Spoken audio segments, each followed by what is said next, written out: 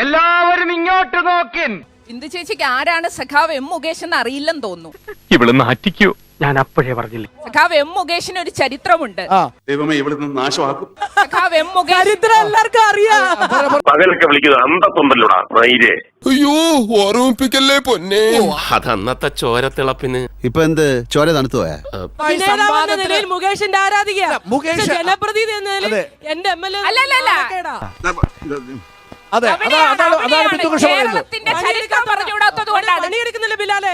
തങ്കക്കുടവേ, നമ്മൾ ഈ നാണം കേട്ടല്ലോ. നിങ്ങൾ മലയാള സിനിമ എടുത്തു നോക്കൂ. കൊല്ലത്തിന്റെ ബ്രാൻഡ് അംബാസിഡർ അല്ലേ മുകേഷ്? അതുകൊണ്ട് പാർലമെന്റിൽ പോയിട്ട് എന്ത് പ്രയോജനം? അദ്ദേഹം പാർലമെന്റിൽ പോയിട്ട് എന്ത് പ്രയോജനം? വനത്തെ കഞ്ഞില്ലേ?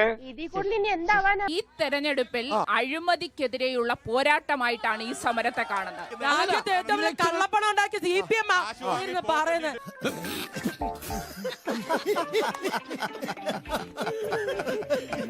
ഈ ചാനലിൽ ബിന്ദു കൃഷ്ണ പറയുന്ന കാര്യങ്ങളൊക്കെ തെളിയിക്കാനുള്ള ധൈര്യമുണ്ടോ എന്ന് ബിന്ദു കൃഷ്ണ വാഴക്കൊല പോലെ ഒളിച്ചോടത്തില്ല. വല്ല കാര്യമുണ്ടോ? എന്തിനാണ് ഇങ്ങനെ ഇല്ലാന്ന് നടക്കണേ? പ്രേമചന്ദ്രൻ MPയെ ഏത് രാത്രി വിളിച്ചാലും കൃത്യമായ ഇടപെടൽ ഉണ്ടാകും. അത്രയും വേണോ? വേണം. അതേസമയം മുകേഷിനെ വിളിച്ച ഡിക്ഷണറിയിൽ ഇല്ലാത്ത പദങ്ങൾ ചിലര് കേൾക്കേണ്ടി വന്നിട്ടുണ്ട്. ചുമ്മാ ഇങ്ങനെയുണ്ടോ കള്ളന്മാര് ലോകത്ത്? നട്ടാ കുരുക്കഥ നുണകൾ പറയല ഇവന്റെയൊക്കെ ഹോബി. കേന്ദ്രത്തിന്റെ എന്റെ അഭിപ്രായം പറയാം. മോളെ നീ ആരടി? എന്താ ഉറക്കം വരുന്നു?